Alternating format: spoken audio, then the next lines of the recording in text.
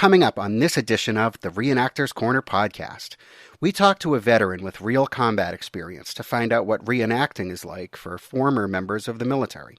Plus, we announce the winner of our Kelly's Military gift card giveaway.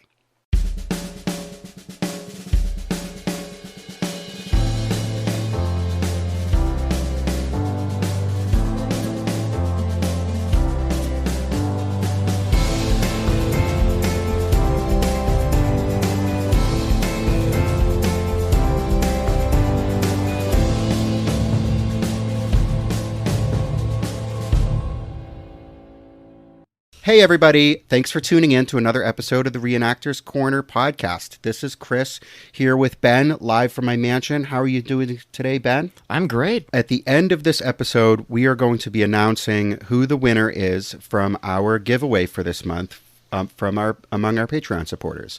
We're giving away a $50 gift card to Kelly's Military, and at the end of this episode, we're going to find out who wins, so I'm excited for that. Very exciting. I'm also excited to talk to our guest today, someone I've wanted to have on the podcast for a while. Alex, thanks for being on the podcast. You're welcome. My pleasure to be here. Over the years on social media, I've been involved in a tremendous amount of discussion and debates about prior military service, real-life military service, and how that plays into reenacting. There are a lot of people out there who are of there are probably a lot of people out there who don't realize that a lot of reenactors have prior real-world military experience and are veterans.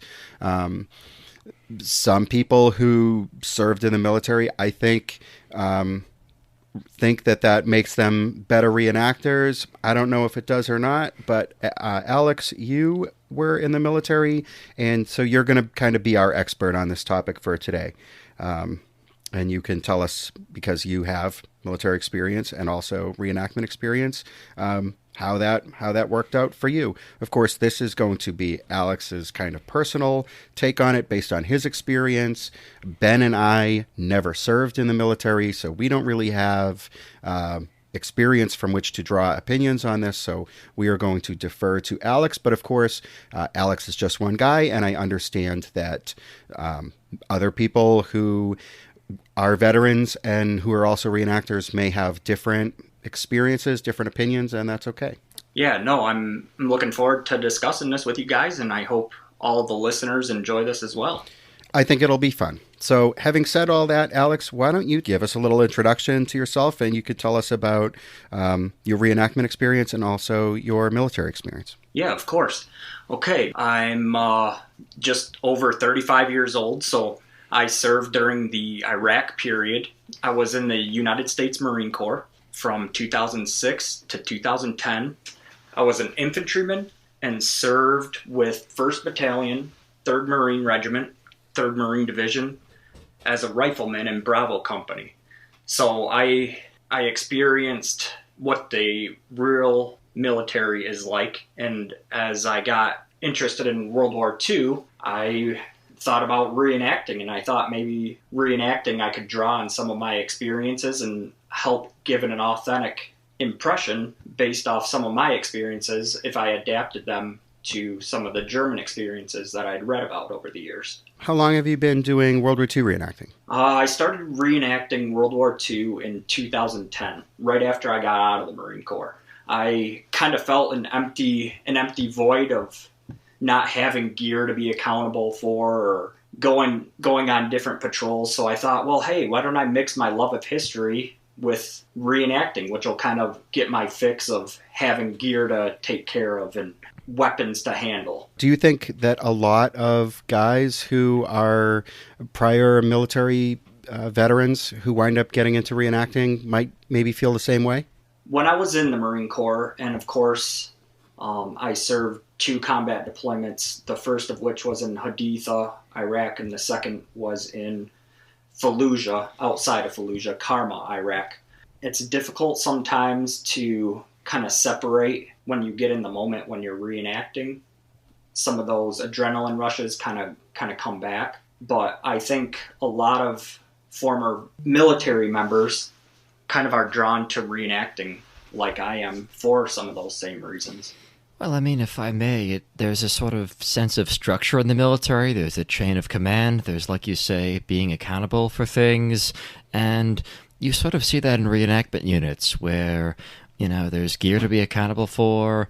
There's opportunity for promotion, and it's not the same as like a military promotion, but it's still something you get to wear on your uniform, depending on what sort of portrayal you're doing.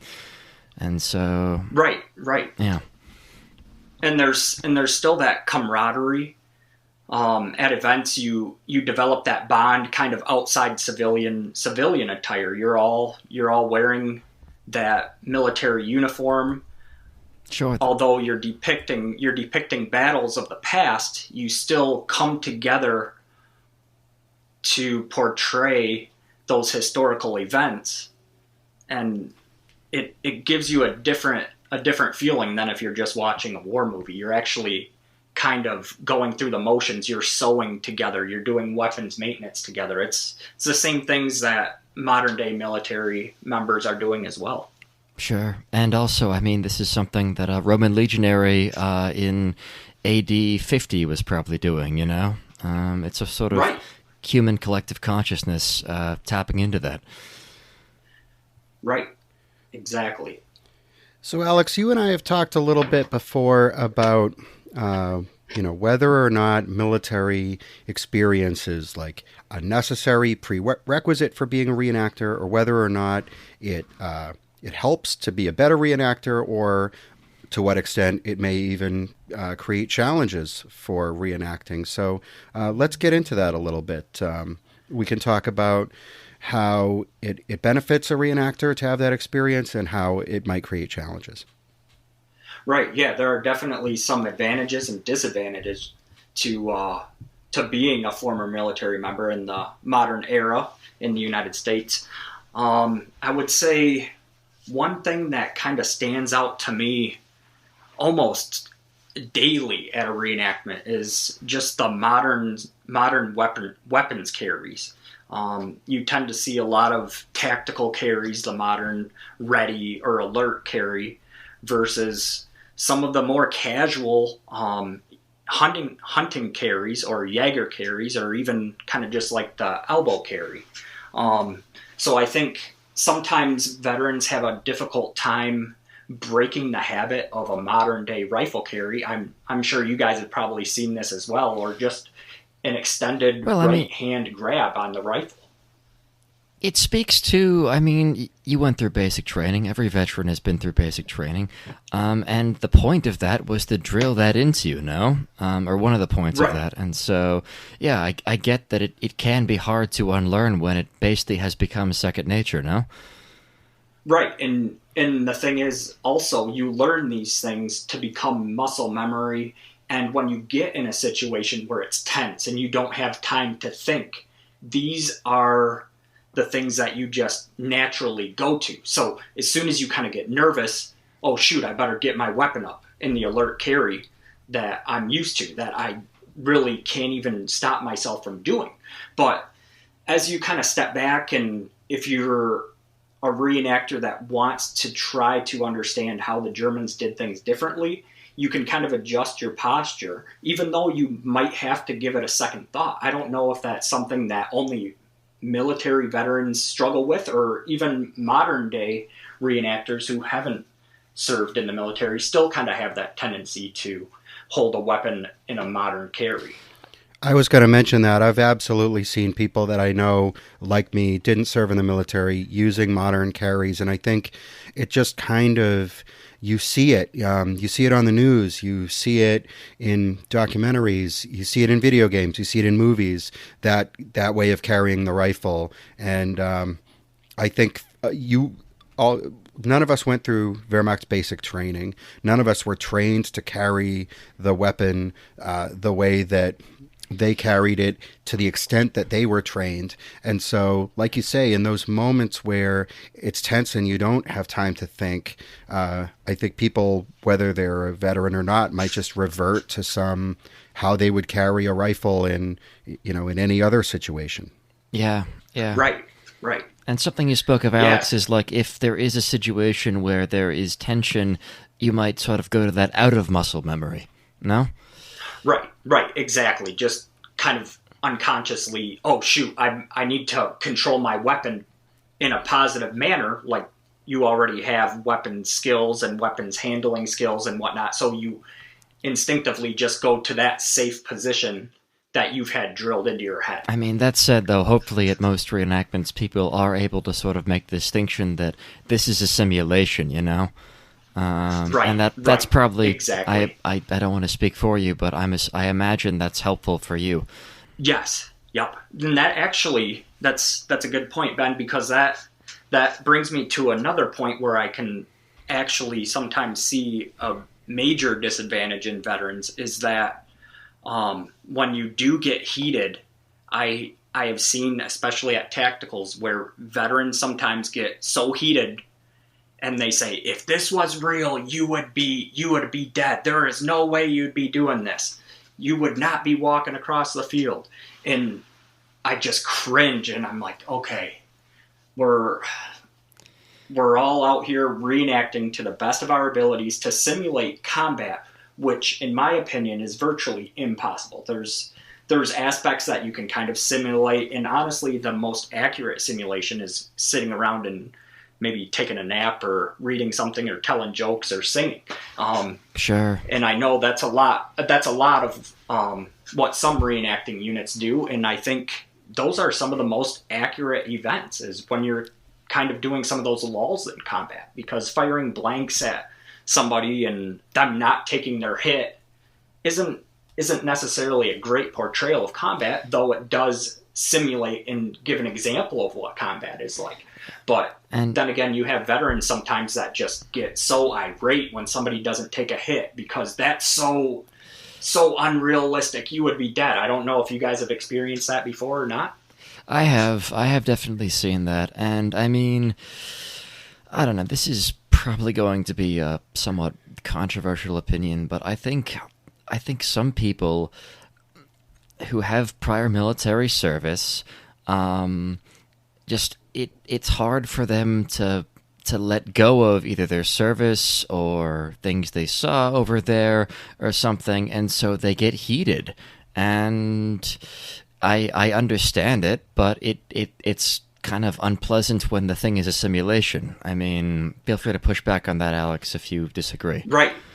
No, I agree. And I would be wrong if I said I have never gotten to the point where I got frustrated as well. But I think, especially as I grow as a reenactor and have become more and more of an accomplished reenactor, I like to kind of sit back and think about things and realize that really what we are doing is more or less really authentic. Of course, there's going to be kind of disagreements, and maybe somebody should have taken a hit, but if they don't, they don't. If they do, they do. Awesome. And kind of going along with this, I think in a situation where, say, someone in your unit or another unit does get fired up over a situation like this, oftentimes the best individual to kind of help ease the tension is another fellow veteran, whether they served in the same branch or at the same time, say Vietnam or Iraq or Afghanistan. Oftentimes when a veteran is heated up about something, usually another veteran is the best person to kind of help de-escalate that situation. Yeah, I've also seen that where, you know, if one veteran is fired up and then another veteran might come in and just take them aside, you know? Yep. Yeah. Yeah, I mean, obviously getting upset at a reenactment at a tactical is not unique to military veterans, right? You know, I've felt the frustration where you know that you've been shooting right at somebody and they're just ignoring you, or they don't know that you're there, or whatever it is. Well, one thing I will say is I feel like in the military, granted I have not served, but I feel like in the military, if somebody is, you know, acting out of line, you can just absolutely scream at them, versus in the civilian world, you might not be able to do that. Alex, your take? Yeah, no, I agree. I would say that in the military, there's kind of a mutual understanding where, if you're kind of doing something incorrectly, it's a very firm correction, kind of straight to the point and harsh.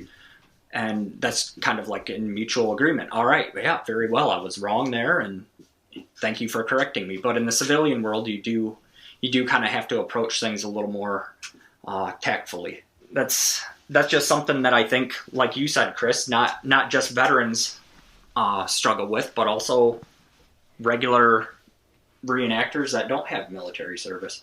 Yeah, I think there can be a little bit of an extra edge when it's someone who's especially like a combat veteran, because not only are you looking at someone who's doing something wrong, but you may be acutely aware that this person lacks an understanding that you have, and that if they did have that understanding, they wouldn't be acting that way. And certainly that's that can be a source of frustration, absolutely. Yeah, I mean, in a way, it might come from trauma if you have served and, you've been in dangerous situations and you see somebody doing something that in a real situation would result in, their death or their serious injury.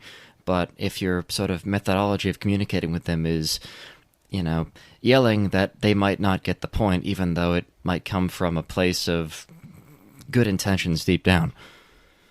Right, exactly. It's all a difference in circumstances and what you have experienced in your life. So it's kind of something you have to communicate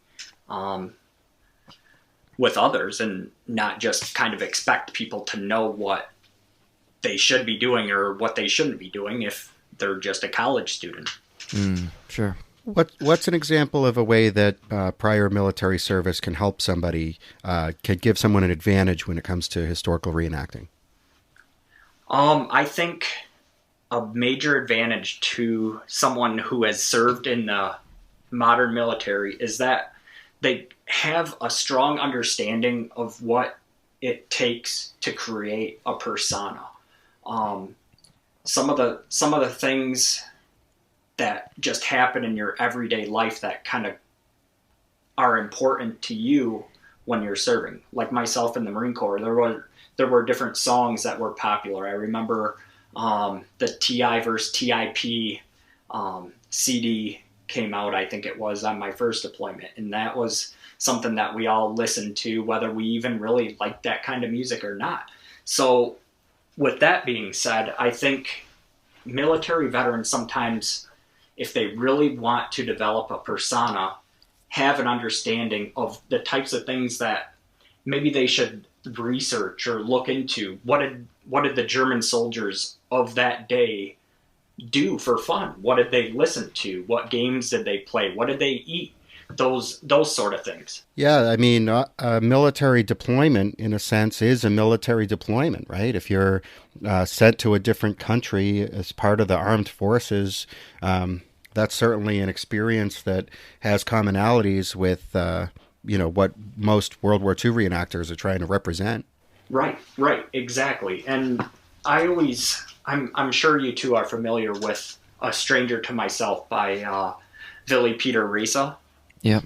Reading through his accounts, he discusses how just the days are long and they're hungry and they kind of see beauty in the simple things like a sunset and whatnot. And it makes me realize that though the wars are different and even the climate may be different, it might be extremely hot or extremely cold.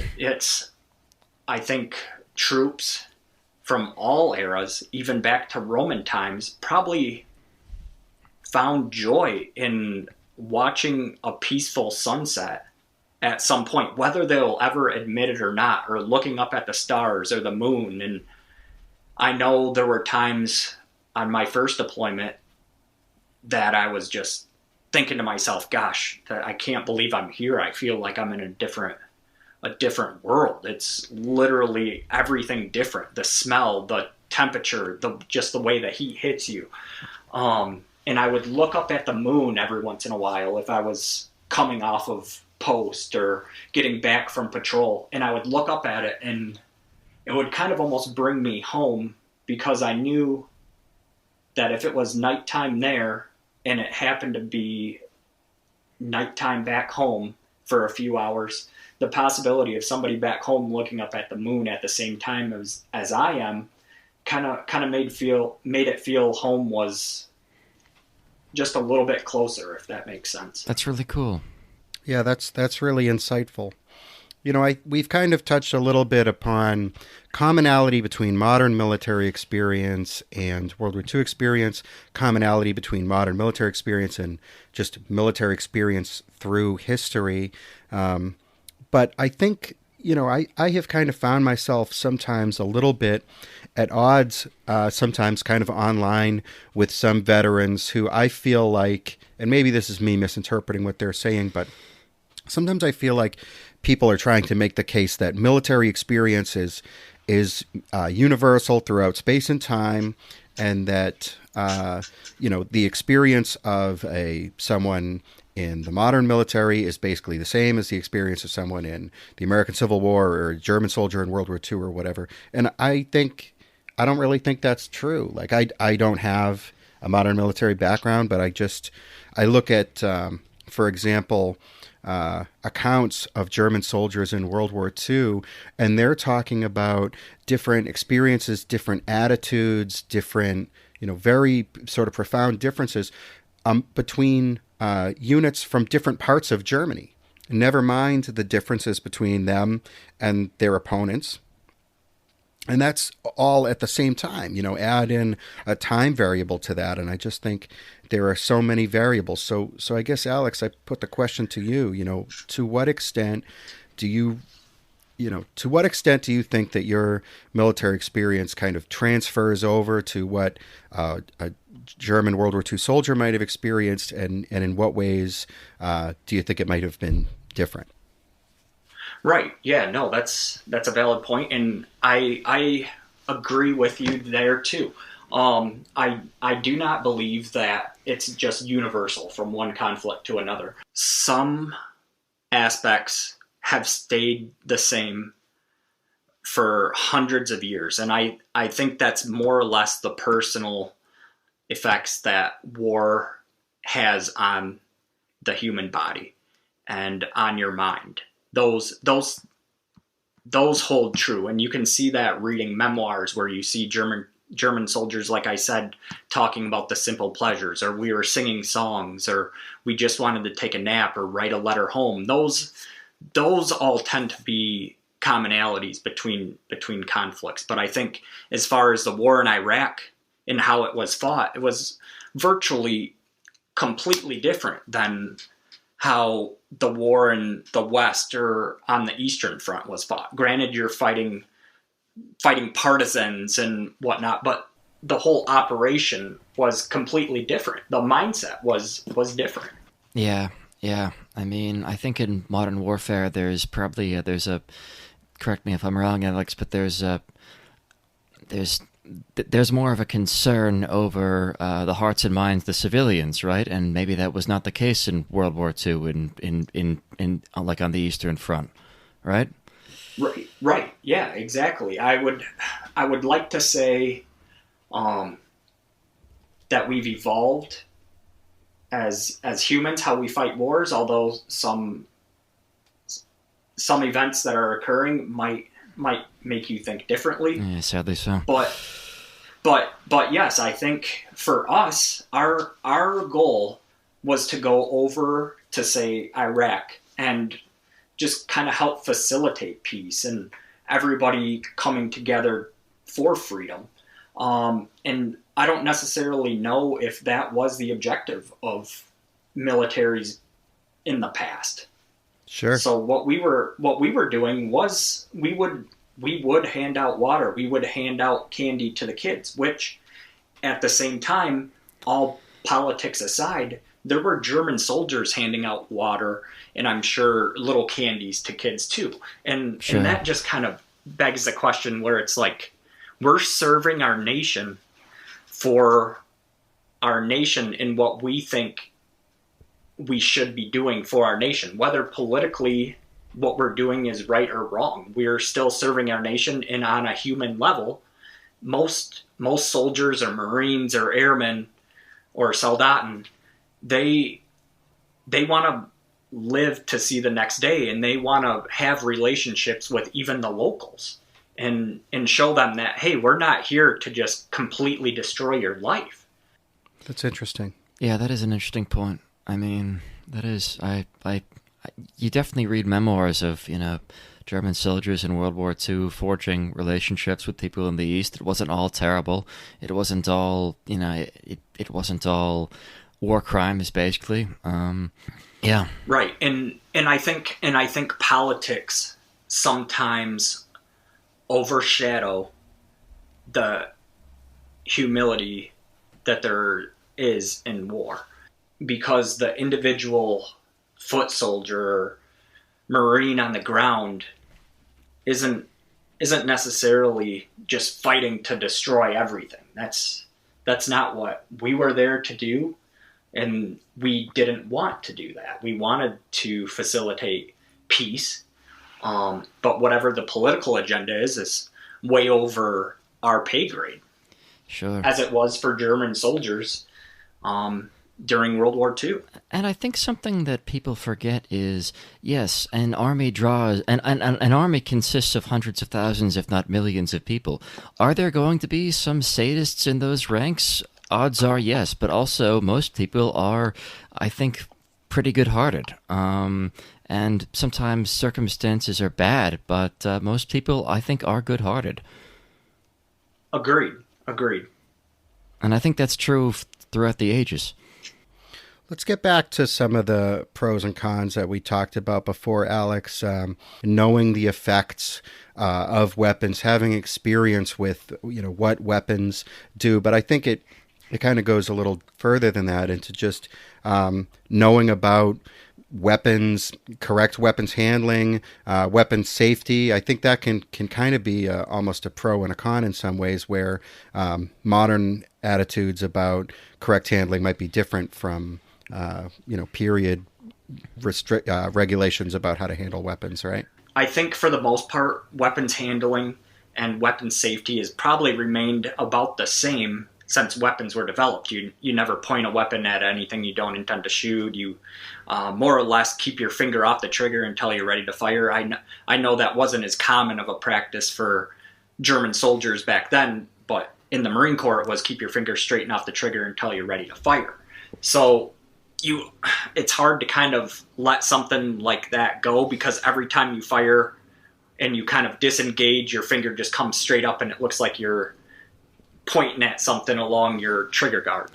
But I think it definitely is a plus when it comes to being a veteran and you already have some knowledge when it comes to firearms, and you can kind of help pass that knowledge on to fellow reenactors who may or may not have had very much experience with weapons during their lifetime. Yeah, I know. I've seen some online debates rage where, a bunch of people find a bunch of photos of, soldiers from World War II who, aren't practicing good trigger discipline, which is, I think, a modern concept, but also I think it's a sort of safety and common courtesy thing in reenacting. So I'm okay with that. Because you got to figure modern military, all volunteer versus a conscript force in World War II. So yeah, I'm okay with trigger discipline. And I think that weapons handling, like I said, for the most part, has pretty much remained the same since the invention of firearms. But I think the evolution of proper firearm safety is something that evolves. So not only is your weapon unsafe, your finger is also still straight off the trigger. Where, say, Wehrmacht soldiers, their weapon was unsafe, so their finger might have got a little close to the trigger and didn't really maintain that modern day discipline. But were they still handling their weapons safely? Yes. It's just not by the modern standards. Even just the most basic awareness of how unsafe a weapon can be is something that might be lacking for a person who literally has never handled a gun, which is some percentage of people who get involved in historical reenacting. Yeah, I mean, I remember at my first event ever, to demonstrate the power of a blank, basically somebody who I think was in the service put a empty tin can, on the muzzle of a Kar 98 and then fired a blank. and the thing went flying. It must have flew 30 feet in the air. And Right. that was basically a sort of, this is what can happen if you if you are not careful. Yes, it's a blank, but it can still hurt somebody. Right. So Right. And I think it's important for veterans to help some reenactors who might not have the experience with weapons, because you can't get mad at people who may or may not have had the same experience with weapons as you have. So before you get mad at somebody, you can't get mad at them if you haven't taught them correctly. That's part of why I think that reenactment units are such an important part of reenactment, because a reenactment group can make sure that the members of the group have at least minimum basic training and skills with regard to weapon safety. well, Exactly. And I think that's very similar to, say, the modern military. You and your reenacting unit police your own, just as in your own platoon or your own squad or own fire team or yourself. You help police others, for lack of a better term, but more or less just kind of keep everybody responsible. well, this is going to be, maybe this is a controversial opinion, but I think that a good unit probably is a healthy mix of people who have been in the service and people who have not. Like, not even 50-50, but just like a healthy mix of people who have, requisite experience with weapons, and then not. Because I think some groups definitely are more veterans heavy, and some are not, and some groups might actively only really wants to pick up veterans, which I've seen Right. in my time in the hobby. And I think sort of a good group might have some people who have been in the military and some who have not, and yeah. Yeah, no, I definitely agree with you, Ben. I think a good mix is healthy for the overall reenacting community and individual units as well. Yeah, because I feel like a group which is exclusively veterans, it might be almost sort of gatekeepy, or it's basically like a veterans association in some ways. Right, and I think sometimes too, if you have too many veterans, you might kind of revert back to some of those tendencies. Say to Sure. stay clean shaven all the time, for example, where even in combat in Iraq, it was still, you shave every few days at least, where it's like Germans on the Eastern Front, they would shave, but maybe it would be a week or two or something like that. So that's something that I think maybe a heavy veteran unit would just be keep 100% clean shaven all the time. Sure. And that's not necessarily historically accurate for portraying the Wehrmacht soldier of World War II. Sure, I agree with that. Yeah, I think that's a good point. I think there are other similar points about, for example, the reality of the conscript army that Germany fielded, or that the Soviet Union fielded, or even that America fielded during World War II versus an all-volunteer military. Like you mentioned, the clean-shaven thing. I mean, I understand, from what I understand, the standards, for example, how your uniform is supposed to look, or what constitutes serviceable or unserviceable, I think now is probably very different from how it was in World War II. Right, yeah. To speak on that, I remember on my second deployment, I had a rip in my trousers, and it came back from a patrol. I probably had those trousers on for a week or so, walking around. Everybody, I'd get back to the fob, and first sergeant would see me kind of try to hide that rip. But those were 100% unserviceable, and I remember my platoon sergeant saw them, and he said, next time you get a chance, you get a new pair of trousers. You're not going to be walking around with those torn up trousers. In modern military, in the Marine Corps, you mend your stuff, but you don't mend your stuff like German soldiers mended their stuff. I think back to World War II, and if they had a rip in their trousers, they'd probably sew it within the first few days that maybe they had an actual chance to kind of sit down and do that. Whereas us, we were getting on Skype or getting on Facebook, and we just kind of pushed something like that to the side. Yeah, that's interesting. I feel like then in the modern age there's more distractions, but also too I feel like there was more of a culture of recycling back in the 1940s. I mean, I'm sure Right. the Germans they would reissue foreign uniforms and equipment if possible. And I've seen. Actually, I mean, Chris has one in his collection. It's tunic where, like, the pockets are blown out and it's got all these insane repairs on it. And I think in a modern context, in a modern army, that thing would be unserviceable. But back Right. then, It would be trash. yeah, it was the thing to do. You would, I mean, even if this thing wasn't getting issued out to a guy in combat, it would go to some guy in a training unit. And so, Right. yeah. Right. So what's trash now in modern day standards for being serviceable is actually a beautiful uniform back in World War II, or to even reenactor collecting standards, where it's like, wow, that's a beautiful darn job on that. That's a beautiful period repair. Yeah. That's what they did. They repaired as much as they could, as often as they could too, to keep it from getting worse and worse, because a tear only gets larger as you keep wearing that item. Yeah. Yeah, that makes sense. Before you fix it. So you kind of have to service your gear whenever opportunity arises to keep it from getting worse and worse. Sure. Being unserviceable. And I think too, with uniforms and whatnot, in the modern military, if your chevron isn't at the precise angle, or it's not completely straight, it's redo it, do it again, or take it back to the tailor and have them fix it. And I see when I do, for example, my Das Reich impression with my Das Reich unit, collar tabs, for example, you see some collar tabs that are of course factory applied and they look great. You see some that are factory applied and they're a little off.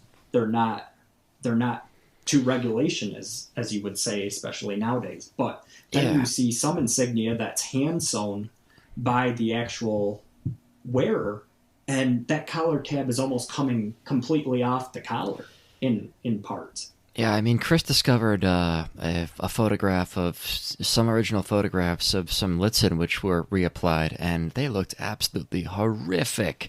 And I mean, granted, for my own Litzen, I prefer them to be done right in the nice factory way. But that said, I mean, you definitely saw a range of variation.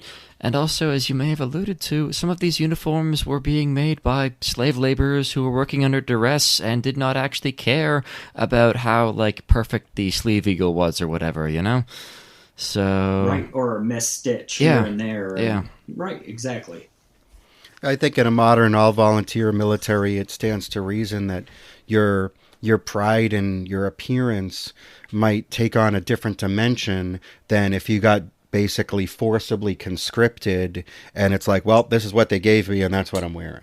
You know? And of course, I know there were a lot of people, a lot of soldiers in wartime Germany who took tremendous pride and were very fastidious about their appearance, but that wasn't absolutely everybody. Right. And I will say, when I look at the modern military and I look at the modern Bundeswehr versus the Wehrmacht, or I look back at my service, I do see a great sense of pride in the German soldiers' appearance. And I know that there's always been a large amount of theater in the German military with the Pickelhaube helmets. There's always looking very sharp and lean and mean, and we can see that in the uniforms. And I think even with like the modern day Marine Corps, when you're in garrison or even out in the field, you still, to the best of your ability, maintain that look of discipline, because ultimately you are disciplined regardless of where you are and what you're doing. So if you can take care of yourself and make sure your uniform is squared away, then then you would do it. And I think Wehrmacht soldiers kind of had that same mentality as say modern Marines today do. You wear your uniform with pride and honor for your country. You mentioned the discipline issue, and I think that is a salient point because although as reenactors we are, of course, not in the World War II German or military, we're just enthusiasts, right? We are nevertheless portraying a military organization, and so I think there are some aspects of somebody's demeanor, somebody's bearing, that they could conceivably learn this, have this instilled in them through military service, and then could carry it over to reenacting in a way that I think would be realistic, would add realism. Right, yeah, I totally agree, and I think you hit the nail on the head when you say bearing. Because in formations, I sometimes think to myself where it's like, yeah, we are out here. As much fun as we're having, we are still depicting a combat force from World War II, and we want to give it the appropriate representation. So when you're standing in formation, you should stand in formation the way they stood in formation, with your fingers extended when your middle finger down your trousers seam, and have your chest forward, and stand with some pride, and show that this is how the German soldier carried himself. This was his demeanor. This was his bearing. It was all fun and games when he had his free time and he was on furlough or leave. But then when you're in formation, all the jokes are kind of aside, and you are a formidable fighting force with discipline and honor and pride. Yeah, I mean, there is something to making it second nature that, your tunic buttons are all buttoned up, that your collar is hooked, that your belt buckle is in the front. And I mean, I remember when I started the hobby, that took a little bit of learning. And I think something there were some photos of me where, like, maybe my belt buckle was wildly off center. And if you look at original photographs, most of the time their belt buckle is right on center, because I think those guys, they had it in their mind that is just where it always is supposed to be, and they were always adjusting it. Right. And so it's very hard to find a photograph where maybe some guy's belt is like wildly off center, especially if it's like a pose thing. Right, and even along those lines, if you are not actively in kinetic combat and you aren't using, say, your tunic pockets, your pocket flaps should be buttoned. And I see that a lot in wartime photos as well. And that's a similarity that's shared with us in the modern Marine Corps. If you aren't actively using your pockets for something, like your cargo pockets in modern day trousers, you keep those pocket flaps closed. And that's the same thing you see with German soldiers. So when it's like a posed photo, they have the pocket flaps buttoned. It serves a function too. I mean, if you have something in your trousers, you don't want to lose it, you keep it closed, So, right. Yeah. I'll just throw out there one of my kind of pet peeves, and of course, in our reenactment group, we have military veterans. I have a lot of friends in reenacting who are military veterans, and I have gotten a lot of valuable insight and knowledge that they have shared with me. One of the things that kind of irks me a little bit is a tendency to use like modern military jargon in a World War II setting. I find it to detract. Oh gosh, I couldn't agree more with you, Chris. Especially being a Marine, it's hard for me sometimes not to say cover when I mean to say Feldmütze. So, no, I definitely understand, and I cringe right along with you, even if I find myself unconsciously saying something like cover. This also might be a bit of a controversial opinion, and like Chris, I also have some dear friends in our group in the hobby who are in the service, but I feel like, unfortunately, I've encountered a few people in my time reenacting who have what I call Starship Troopers syndrome, in which, their experience in the military may have been traumatic or unpleasant or something, and that's very unfortunate, but they then, in like a reenactment setting, basically, if somebody hasn't suffered in kind, had a similar experience, they basically kind of act like they can't add anything to the discussion. That's something you have experienced, Alex? You have anything to say on? Yeah, I think for me, well, hell, a lot of the things I experienced, I wouldn't want anybody to experience, and that's just me. So I don't ever think somebody's inexperience in a particular situation is necessarily a bad thing, and I've never really judged them differently because of that.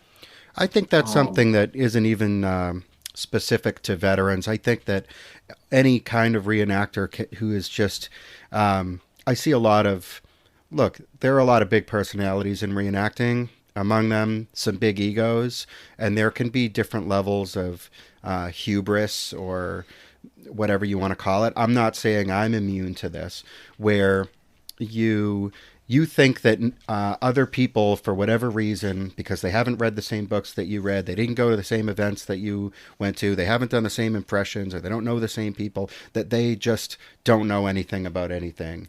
And so you can just disregard their perspective, that they should be listening to you and you don't have anything to learn from them. Yeah, I think Chris sort of hit the nail on the head that it's more of a personality type thing, because honestly, most people I know who have been in combat or have been through those unpleasant experiences, they're extremely humble about it. So yeah. right, and I think sometimes too, with veterans, they either come out to the field with, oh, I'm just going to do this, and I don't really care because I don't want to be miserable, so I'm not going to sit here and clean my weapon.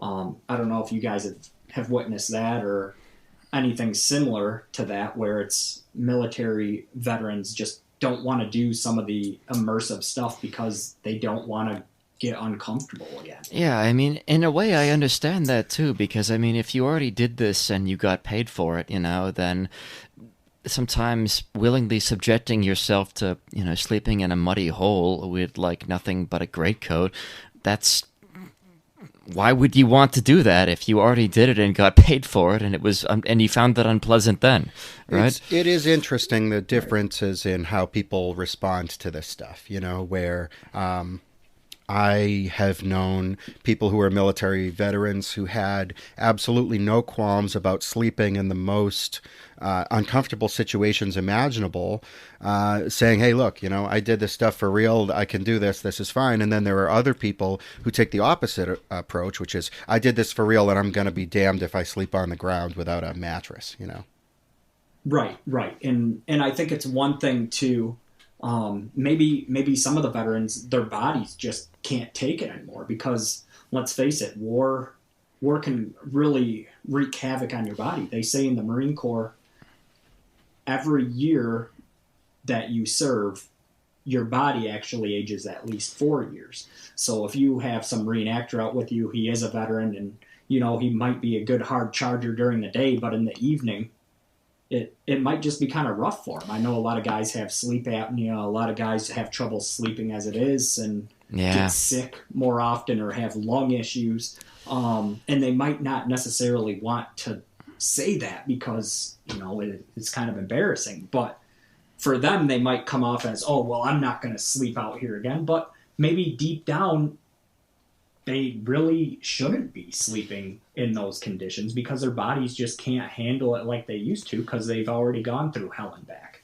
A guy in our group, a friend of mine, he was telling me that he was in the Marines and he was over in Afghanistan, I believe it was, and he was telling me that he is actually an inch shorter after his time in the service than he was going in, just because of carrying the heavy packs and stuff and everything that his body was subjected to during that time of his life. Right. So yeah, it takes a toll. I understand that.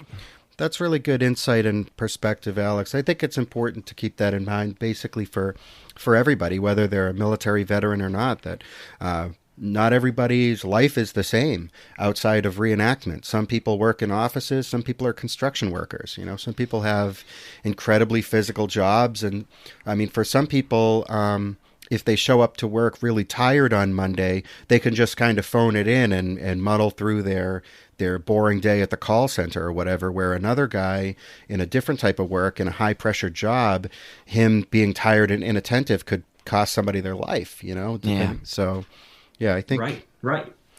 I think it's easy sometimes, and this of course transcends military versus civilian, but it's like all of human experience where a lot of times we don't know what struggles other people are facing. We don't know what other people have gone through or are going through.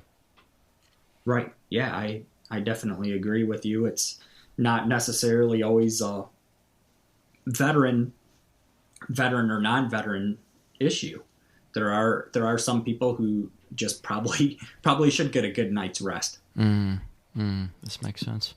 Right, like, you know, there is, I think, a lot of focus on military service in reenacting, as far as it's sort of seen as a credential. If someone can say, well, I have experienced combat for real, I was in the real military, there is a level of experience, a level of knowledge that comes with that certainly should be respected. But at the same time, almost everybody has some kind of experience, maybe that's unique to them, that can apply to reenacting, whether it's through their job or whatever it is. I mean, the military doesn't have an exclusive lock on hard work, deprivation, being away from home, and stuff like that. To jump off of that, Right. To jump off of that a little bit, Chris. The other thing I've noticed is most people I know who've been in the military, who've seen combat, are very, very humble about it. But there's a certain subset of person who's been in the military who hasn't seen combat, who might not even be that good in the military, but the military has given them structure, and it's given them a sort of sense of meaning, and that's all well and good and understandable, but they want everybody to know about it in reenacting.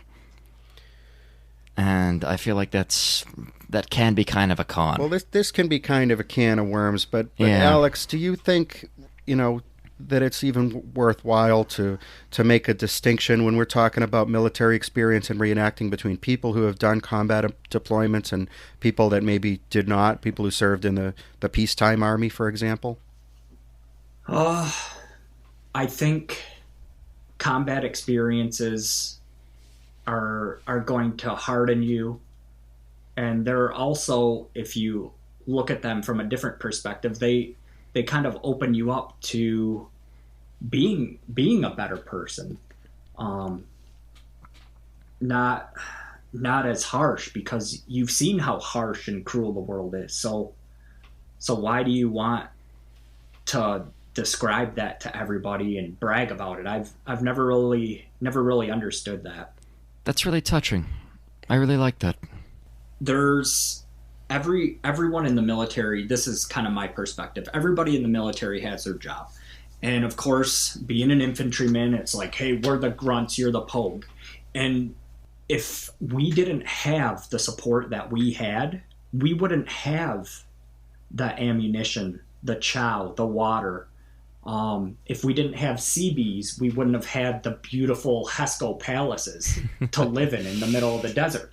So at the same time where it's like, yeah, you're just a pogue, the pogues are there to help the infantrymen, and the infantrymen ultimately help the personnel other than grunts as well. And it's all one big operating force, and you need to have somebody in non-combat positions as much as you need to have people in combat roles. That's really good insight. So for me, of course, yeah, there's some times where I'm like, oh, all right, well, your uniform was nice and clean the whole time, and then once we were rotating out of Iraq, all of us grunts came into the chow hall, say, for example, and our faces just looked different. Just our whole demeanor was different. Our uniforms were so dirty you couldn't even get them clean before we got new camis to go back home. And you can just kind of see everybody looking at you differently, and you're just kind of like, what the hell? Like, why are you guys staring at us? Like, we're just regular guys too. But I think, like you said, the guys that have been through some stuff like that tend to not really brag about it because you are doing your job. And maybe you got a little dirtier, maybe life was a little harder, but it was still difficult sometimes for some of those other guys that might have had to run fuel up to your position, because they're not immune to getting hit by an IED or taking pop shots from somebody either. So just because you lived it day in and day out in the middle of the trench in the desert or some place in the middle of Iraq doesn't mean that you're less of a Marine for being a pogue than if you were a grunt. Sure. It must really be interesting to have the experience of having been issued your uniform and gear, and just to have a real life, sort of that as a touchstone to go back to, versus in reenacting where we have to make all of these decisions and choose exactly what model of uniform or exactly what kind of insignia, whereas to kind of just be able to remember, well, I didn't get to make those kind of choices. Yeah, no, that's actually kind of funny that you mentioned that, because when I order stuff sometimes or whatnot, I will sometimes ask to just be sent a camouflage cap in whatever pattern. I actually did that with SM Wholesale not that long ago. I said, hey, I need a camo cap. I need a size 57. And I'm portraying this point in the war. It was mid-war. And I said, I need a camo cap. Can you essentially issue me a camo cap? And they sent me a plain tree camo cap. It is totally different when you can pick everything you're going to wear. Or, oh, I want an early war Adler on this Feldbluse, and then I want mid-war shoulder boards, and then I'll do an early war bottle green sleeve rank chevron, where you can kind of choose that. Like you said, in the actual Wehrmacht, you were issued what you were issued. Chris and I have talked about this before, and you see a few enlisted uniforms in World War II. Maybe it's like a Model 42 or 43 tunic that, like, the soldier has chosen to put a bottle green collar on. But those are very, few and far between, especially for, your fighter rank. You usually, if you see that, it's on an NCO or higher. I'm sure those guys thought that the bottle green collar looked snappier, but it's like, this is an issued thing I have to give back. Do I really want to spend my pay to change the collar out on this, Or, I mean, those collars could have been on there for some other purpose. Maybe there was, like, some regiment that was doing some sort of a, parade or something, and maybe they chose to all do that, like the tailor did it, but there's, like, things we don't know. But, yeah, it's like, if you don't own it, yeah, you can acknowledge something looks snappy, but do you necessarily want to pay to get that done? Right. Yeah, and unless you're an experienced, seasoned NCO, you're probably not gonna take the time and effort to go out and have a bottle green collar added to your M42 or M43 Feldbluse to kind of pay homage to those early war years. Sure. But some guys did. Quite a few NCOs, you see that kind of across the board, where they even added pocket pleats to their, say, breast pockets, but left the hip pockets just standard M43 pockets. Yeah, I've seen that. That's a neat look. Sure. I mean, the other thing, too, which comes to mind is in the modern military, you have a wear-out date for a uniform, right? Like, if some form of camouflage is being replaced by another one, there's a certain date where you have to stop wearing it by, no? That's true. But when I got into the Marine Corps in 2006, the MAR pattern, the Digi pattern, was still relatively new. It'd been out for a while.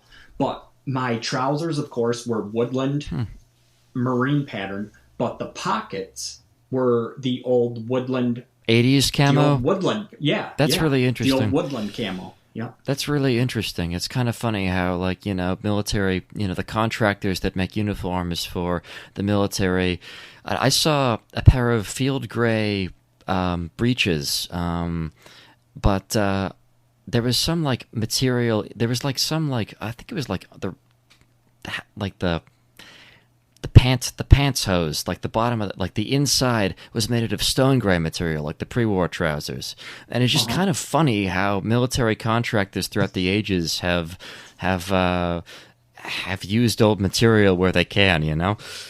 Right. Yeah, we're gonna make pockets out of this material. So hey, let's throw it in there. That'll work. So from like a collector's standpoint, and honestly, it wasn't even until I got really active in reenacting and kind of went back through some of my old uniforms, I noticed, oh man, no way, they use old woodland print for my pockets, and I thought it was cool. But when I was in the Marine Corps back in 2006, 2010, I didn't even really think anything of it. I'm like, oh well, it's just these are my trousers. But now I'm like, wow, that's awesome. These are going to be maybe collectible sometime, but I'm never going to get rid of them. I think it's cool. So sometimes reenacting kind of helps you gain an appreciation for some stuff that you might have overlooked in your actual military service. Sure.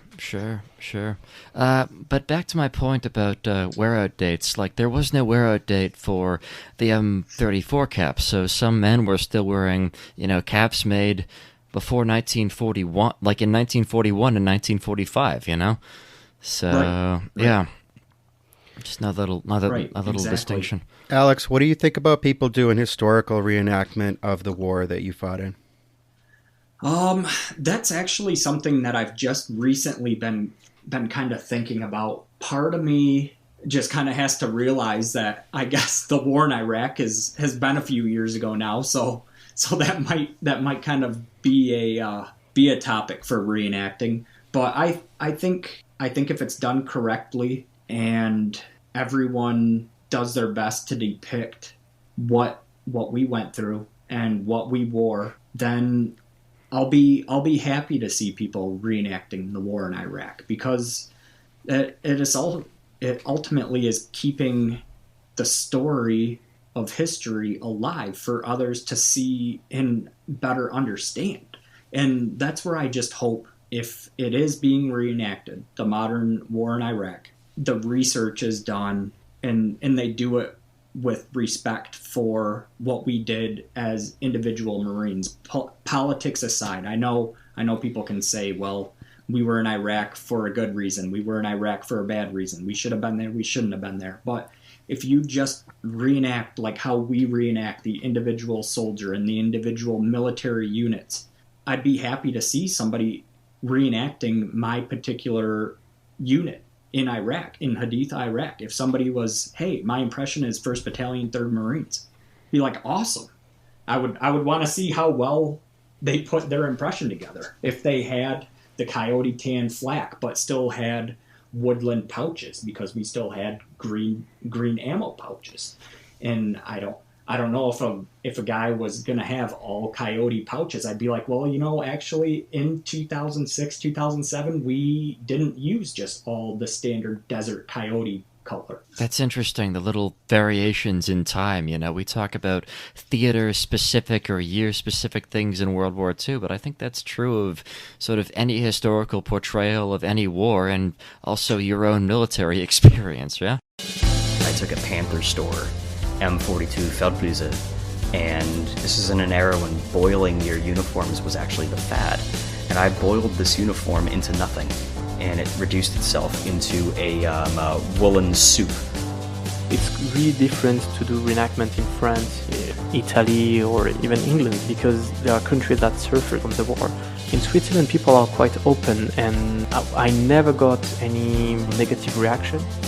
There was a time where I thought, oh man, we're going to really be struggling with recruits this year. But I don't know if it's because people were sitting at home twiddling their thumbs because of COVID. But our recruitment actually has astronomically risen. The Reenactors Corner, bringing history to life. Okay, so As I mentioned in the previous episode and also at the start of this episode, we are giving away a $50 gift card to Kelly's Military. Their website is kellsmilitary.com. The proprietor of that website is a friend of mine, someone I've reenacted with before.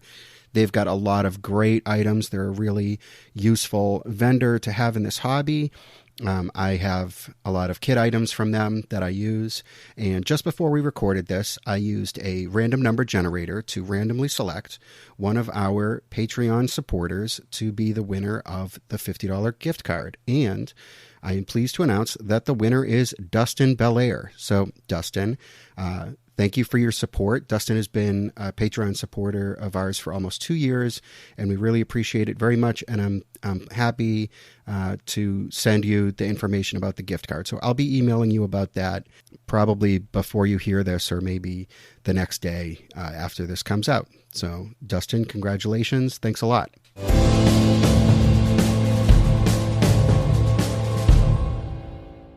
Sorry to everybody that didn't win, but good news is that we will be having another giveaway sometime soon. Yeah, be sure to spend it well. Kelly's has a lot of great stuff, so check them out. So, Alex, thank you so much for coming on the podcast. I really appreciate your insight and perspective on this, and it's been really great talking to you. Thank you. Yeah, thank you again, Alex. Great conversation. Really appreciate your insights. And, I'd love to have you on again sometime, because I really feel like we just scratched the surface of this, and of course, I know there's plenty of other stuff that we could be talking about as well.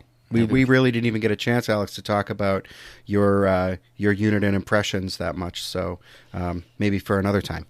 Perhaps a part 2 is in order. Sounds good. Yeah, by all means, that's fine with me. It's been a pleasure, and thanks for having me. And I hope everybody enjoyed this episode. Awesome. Right. So special thanks to everybody who supports us via Patreon. Congratulations to our giveaway winner, and to Alex, Ben, and everybody out there. I will see you in the field. See you in the field. Cheers. We love hearing what you think about the podcast. So why not let us know by reaching out in all the usual places: Facebook, Instagram, and YouTube. Just search for The Reenactors Corner and you'll find us there. And maybe think about supporting us via Patreon. No matter how big or small, your monthly donations make a huge difference. You can sign up for as little as $2 a month. As ever, thanks to Mike, a.k.a. Retroman, for editing the podcast. We hope you enjoyed it, and will join us here again at the Reenactors Corner.